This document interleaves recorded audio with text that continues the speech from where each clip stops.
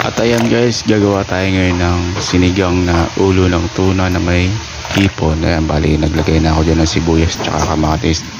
At pakukuluin lang natin yan. Then pag kumulo na yan, ilalagay na natin yung ulo ng tuna. Bali yellow pin yan. Then pagka okay na, ilagyan natin ng konting tubig kasi medyo bitin kasi.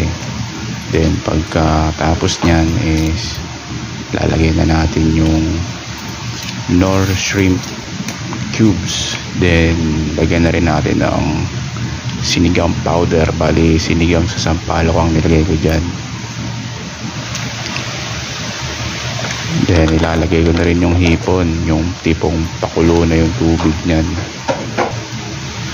Then halo-haloin lang natin ng konti yan. At ilalagay ko na rin dito yung ceiling green. Then isasabay ko na rin dito yung talbos ng kamote.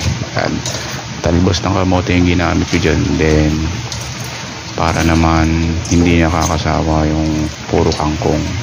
At ayan, palalambutin lang natin yung talbos. Then okay na yan.